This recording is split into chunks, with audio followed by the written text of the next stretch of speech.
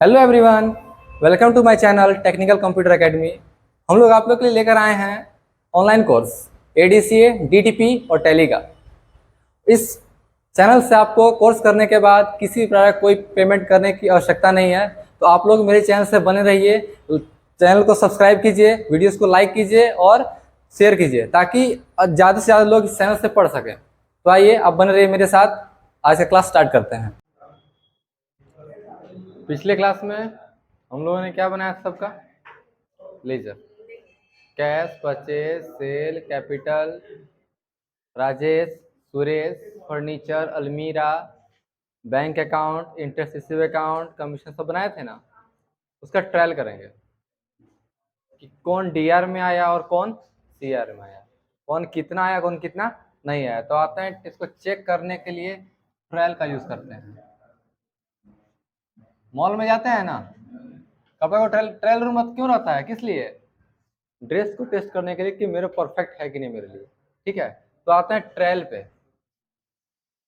देखिएगा, आप लोग बोले इसको बोलेंगे ट्रायल बैलेंस है। ट्रायल ऑफ बैलेंस वही बोलना है, बोल सकते हैं। इसका लिखने का तरीका क्या होता है, इसको फॉर्मेट होता है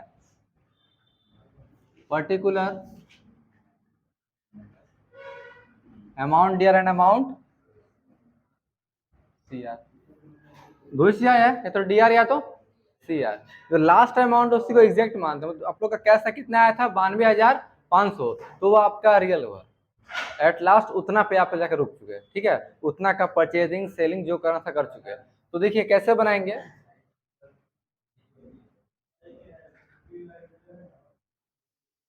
सबसे पहला किसको लिखे हम, कैश अकाउंट या फिर कैपिटल पे लिखते हैं। कोई भी बिजनेस पहले इसी का किया जाता है मेंशन ना। कितना कैपिटल अकाउंट डीआर की सीआर कितना है, 1 लाख है। ठीक है, अगला कौन सा है, कैश अकाउंट कितना है, 92,500। डीआर सीआर ब्लैंक जाएगा। अगला बोलिए, परचेज कितना है, 18,000 है ना, सीआर ब्लैंक। और सेल कितना है, किसमें, वेरी गुड, सीआर में 38,000। आगे बोलिएगा, उससे पहले नाम वाला लिखिए ना। राजेश अकाउंट कितना है, राजेश का 6,000। डी आर की C R, D R C R blank. उसके बाद सुरेश अकाउंट कितना है, इसका भी 6 ही है, सुरेश का 4,000। आगे लिखिएगा, आपका आएगा ऑफिस रेंट। इसमें कितना है आपका, ये डीआर में है कितना, 3,000।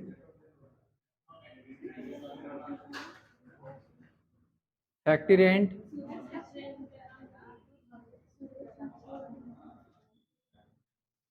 फैक्ट्री रेंट आएगा आपका 3,000। ये तो ऑफिस, फैक्ट्री कितना है अमाउंट, ऑफिस कितना है, ऑफिस 2,000 है और फैक्ट्री आपका 3,000 ब्लैंक। अगला कौन सा है, सैलरी अकाउंट कितना, सैलरी 8,000। वेजेस क्या है,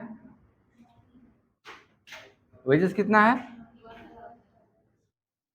1,000। और बाद में फिर क्या, उसके बाद क्या है वेजेस के बाद, बैंक अकाउंट कितना, बैंक का डी आर किसी यार 5,500 डी आर। और अगला क्या है, कमीशन अकाउंट कितना है 1,500, किसमें, सी आर में। अगला क्या है, फर्नीचर अकाउंट कितना, फर्नीचर का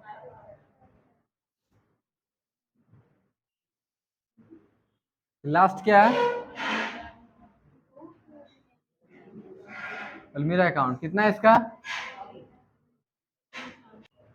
आपका ट्रायल बैलेंस है, ये ट्रायल हुआ, मतलब कि कैपिटल कितना आया? 1 लाख, किसमें? शेयर कैटेगरी में, ठीक है। कैश कितना आया? 92,500, किसमें आया? डीआर में। परचेज अकाउंट कितना आया? 18,000 डीआर में। सेल अकाउंट कितना आया? 38,000 सीआर में। सुरेश अकाउंट कितना आया? 4,000 सीआर में, ठीक है। जो क्वेश्चन पीछे रुपेश हुआ था ना क्वेश्चन में सेट में, उसको सुरेश कर लीजिएगा। क्वेश्चन क्या था उसका? परचेज गुड्स फ्रॉम सुरेश है, वो गलती से रुपेश लिखा गया था, ठीक है। उसमें लिखेगा परचेज, क्वेश्चन नंबर सेट 1 का क्वेश्चन नंबर 3 है, परचेज गुड्स फ्रॉम सुरेश करना है उसको, वो रुपेश लिखा गया, ठीक है। तो क्वेश्चन क्या बनेगा? Purchase goods from Suresh rupees 10,000। Clear? इसके बाद क्या है? राजेश का अमाउंट कितना है? 6,000, इसमें डीआर में, ठीक है। Office rent 2,000 DR, factory rent 3,000 DR, wages account 1,000 DR, salary account 8,000 DR, bank account 5,500 किसमें? डीआर में। Interest receive account 500 CR, commission receive account 1,500 CR, furniture account 5,000 DR, at last अलमीरा अकाउंट 3,000 डीआर। आप ledger बना है ना? कितना बना है? 15। 1 2 3 4 5 6 7 8 9 10 11 12 13 14 कंप्लीट। इसको ना एक साइड कैलकुलेट कीजिए आप, इसको कीजिए अलग और इसको कीजिए, तो देखिए यहाँ करके बताइए क्या आंसर देखिएगा। 1 लाख, ठीक है। 38 एंड 2 कितना होगा? 40। 1 लाख कितना होगा? 40 और 4 1,44,000, ये लास्ट अमाउंट आया मेरा 1,44,000। क्लियर? इसको ऐड करते हैं, इसको भी करना है अलग में, दोनों इक्वल आना चाहिए। देखिए कैसे है? 92,500 ये हुआ, 500 इसमें से कितना हुआ? ये 93 हुआ। 93 और 10 कितना होगा? 1,03,000 और 8 कितना होगा? 1,11,000, ठीक है। 11 के बाद फिर आपका कितना होगा? 1 6 कितना होगा? 11 6 17, 17 और 2 19 और 3 22, 22 और 10 सॉरी 22 और 1 23, 23 और 8 आपका होगा 23 8 31 होगा, 31 और 5 36, 36 और 5 41 होगा ना, 41 और 3 1,44,000। अब चला पता कि हम जो लेजर बनाए थे, जो बिजनेस कर, तो मेरा क्वेश्चन सब सही जा। अगर ये इक्वल नहीं आएगा तो आपका जो मेंटेनेंस है वो गलत हुआ। क्लियर? इसको लिख लीजिए।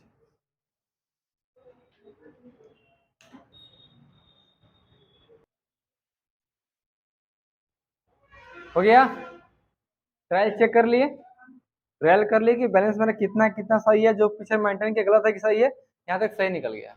अब ये ट्रायल बैलेंस का रूल देखेंगे कि बिजनेस होता कैसे है।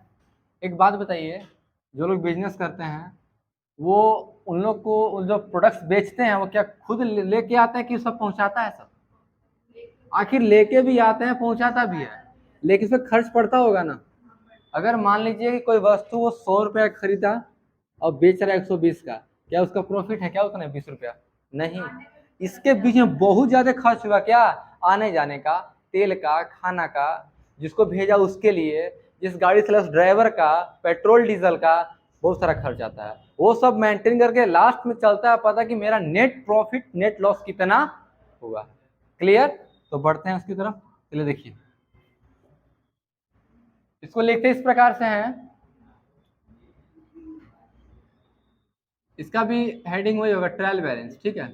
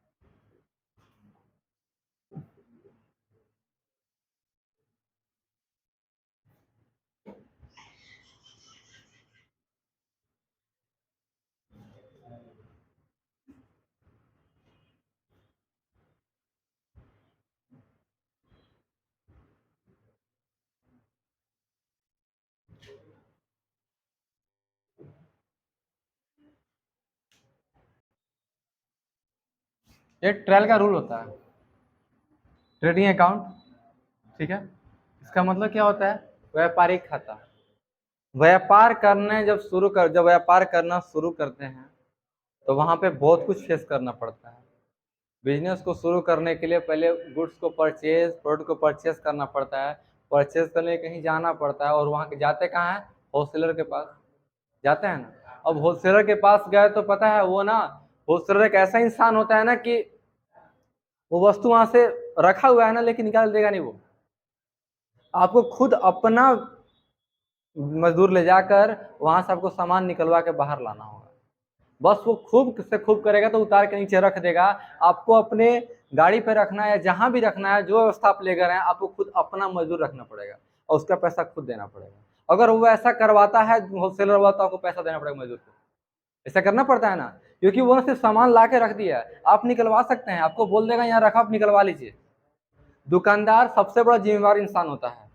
उसको अपने दुकान पे सामान लाने के लिए भी खुद का मजदूर का पैसा देना पड़ेगा, और यहाँ से कस्टमर को देने के लिए भी ना अपना ही कर रखना पड़ता है, कि खुद आके ले जाता है, रखा हुआ निकाल के ले जाओ। ऐसा कभी करता है कोई? अगर बोला कि घर तक पहुंचाना तो घर तक पहुंचाना पड़ेगा आपको, बाहर तक निकालना पड़ेगा आपको, यहाँ तक उससे जो भी व्यवस्था लाया है वो अपना जो भी ट्रांसपोर्ट लाया उसको रखना पड़ेगा आपको, है ना। तो दुकानदार को ना सबसे ज्यादा यहाँ पे लॉस लेना पड़ता है, और उसी चीज को देखकर वो जो मार्केट पे जो गुड्स होता है ना उससे हाई लेवल का प्राइस रखता है वो, इसी की वजह से। तो किसी का दुकान बड़ा है, ठीक है, एसी लगा हुआ है, उसमें देखिए वही गुड्स होगा, लेकिन उसका रेट क्या होगा? किसी का ले रहा है चार्ज वो, एसी वगैरह का, है कि नहीं। होटल में जाते हैं ना खाने, आइटम वही मिलता है, हल्का फुल्का चेंज मिल जाता है। अब बड़ा होटल में जाइए, रेस्टोरेंट में, 5 स्टार में, एक बोतल का दाम भी 50 रुपया होगा पानी के बोतल का। वो क्यों? सर्व करने वाला सामने खड़ा है, आपको सर्विस दे रहा है, आपको ढक्कन खोल के धराएगा आपके हाथ में, है ना। उसी का चार्ज लेता है वो सब होटल में तो आप लोग को जीएसटी बताएंगे, वो सब होटल में तो जीएसटी आपका 28% लगता है, सिर्फ बोतल पकड़ाने का हाथ में। पेप्सी का बोतल खोल के हाथ में देगा, तो गिलास में ढार भी देगा, आप पीते रहिए, ठीक है। तो वही सब का चार्ज जो होता है ना, ये सब उसी में मेंटेन किया जाता है, इसी में होता है ये सब। तो स्टार्ट करता है ट्रेडिंग से। तो ट्रेडिंग करने जब चले तो ट्रेडिंग में जितना अमाउंट हम इन्वेस्ट किए, परचेज किए या किसी को दिए, उससे हमें क्या निकलता है? ग्रोस प्रॉफिट और ग्रोस लॉस। ये ग्रोस एग्जैक्ट नहीं होता है। आप लोग 50 पे बॉडी देखे हैं, जूट वाला जो बॉडी होता है, नहीं देखे हैं? उस पर 2 वेट लिखा हुआ रहता है, नेट वेट, ग्रोस वेट। इसका मतलब क्या होता है? ग्रोस का मतलब पूरा, उसमें जो रस्सी लगा सीने के लिए, जो टैग लगा उसका वेट, बोरी का वेट, और अंदर जो उसमें गुड्स है उसका वेट, या मान जो भी अनाज वगैरह होगा तो उसका वेट वेट क्या कितना होगा आपका? 50+ हो जाता है। लेकिन एक नीचे नेट वेट लिखा रहता है, एग्जैक्ट कितना है उसके अंदर, जो चीज हम ले रहे हैं वो कितना है ना, उसको बोलते हैं नेट वेट, और सबको जोड़ क्या बोलेंगे हम? Gross weight. तो पहले ग्रोस प्रॉफिट क्या निकलेगा यहाँ पे? Gross profit gross loss. ये निकलने के बाद हम क्या निकलेगा फिर? Profit and loss. इसको ट्रांसफर करेंगे यहाँ से, यानी इसका रूल अप्लाई करेंगे तो आपको क्या निकलेगा? Gross profit gross loss. उसको कहाँ ट्रांसफर करेंगे हम लोग? अब इसका रूल लगाएंगे, जिसका रूल होता है, जब इसका रूल लगाएंगे तो क्या निकलेगा? नेट प्रॉफिट और नेट। अब चलेगा पता कि हम इस बिजनेस में जितना इन्वेस्ट किए थे ना उसमें कितना प्रॉफिट और कितना लॉस हुआ। क्लियर? एट लास्ट कहाँ मेंटेन कर देंगे उसको? बैलेंस शीट मेंटेन तो करना ही है। रीजन दिखेगा कि इतना का सामान था मेरा, इतना परचेज किया, इतना सेल कर दिए, इतना का प्रॉफिट लॉस हो गया, लास्ट कहाँ दिखा देंगे? बैलेंस शीट में। क्लियर? तो चलते हैं कहाँ से हम लोग? ट्रेडिंग अकाउंट से।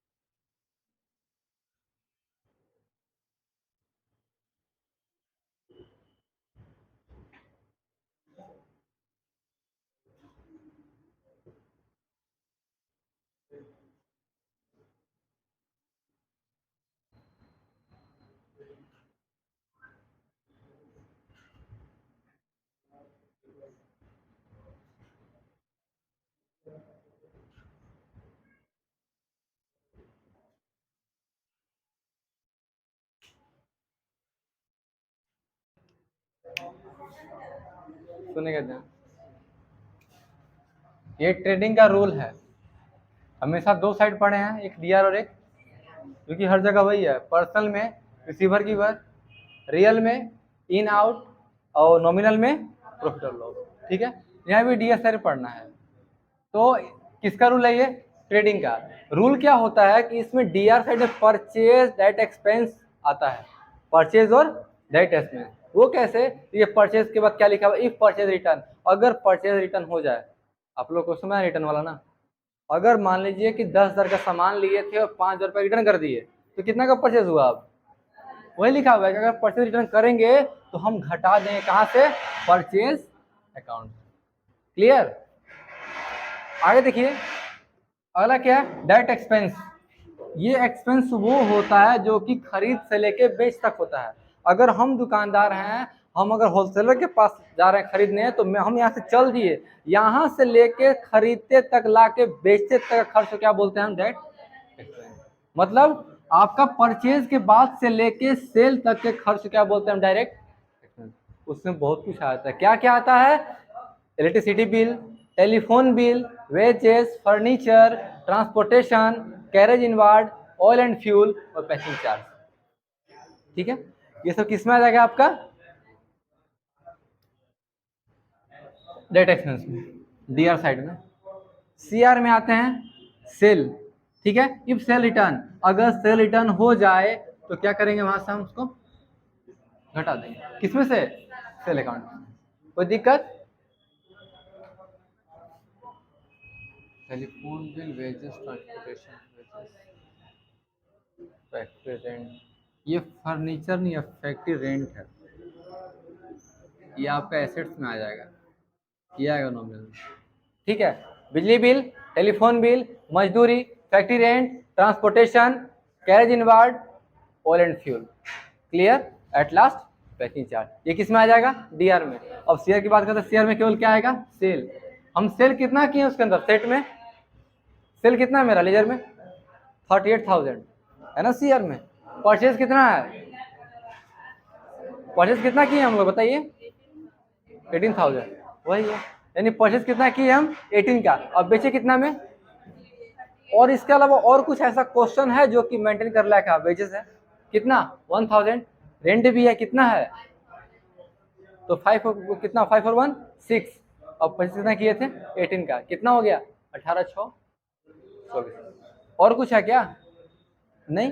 यानी एक तरफ कितना है मेरा? कितना है? 24,000, और उसके बाद सेल में क्या आएगा? 38,000। कितने का प्रॉफिट हुआ? जोड़ लीजिए, वो मेरा प्रॉफिट निकल गया। यहाँ बोल रहा है if the amount of DR side is more than CR side, अगर आपका अमाउंट जो है, डीआर निकालेंगे सीआर निकालेंगे, निकलेगा ना। अगर जो आपका अमाउंट डीआर साइड और सीआर डिफरेंस है, अगर आपका डीआर बड़ा हो सीआर से, तो क्या होगा? ठीक है। अगर दोनों का डिफरेंस की तुलना की जाए, अगर आपका डी आर बड़ा, एक तरफ डी एक तरफ सी आर, एक तरफ ये वाला एक तरफ ये वाला, ठीक है, यहाँ कितना था 18 था, फिर 38 था, फिर जो भी नीचे मेंशन किया है, इसको नेक्स्ट क्लास में कवर कर देंगे इसको, ठीक है, बता देंगे। तो अब आपका ये जितना अमाउंट है, ये जितना अमाउंट है, दोनों कंपेयरिंग करेंगे। अगर आपका ये डी आर सेट बड़ा आ गया तो क्या होगा, लॉस होगा, और शेयर बड़ा आया तो जाहिर सी बात है कि खरीदे कम में है, बेचेंगे ज्यादा तो ना फायदा होगा, और खरीदे ज्यादा में बेचे कम में तो लॉस नहीं होगा। वही यहाँ पे लिखा हुआ है, अगर डी आर बड़ा हो शेयर से तो क्या होगा, लॉस, और शेयर बड़ा हो डी आर से तो क्या होगा, लॉस। क्लियर। बस आज के क्लास में इतना ही। एक बार इसको दोबारा से आप लोग रिपीट कर लीजिएगा, रिविजन कर लीजिएगा, ताकि आगे चल के दिक्कत ना हो। फिर मिलते हैं अगले class. Thanks for watching my videos. आप लोग इसी तरह मेरे वीडियो में अंत तक बने रहिए। आपको कोई भी डाउट होगा इस क्लासेस में तो आप नीचे कमेंट सेक्शन में जाके अपने डाउट को लिख सकते हैं। मैं कोशिश करूंगा कि ज़्यादा से ज़्यादा लोग का डाउट क्लियर कर सकूं।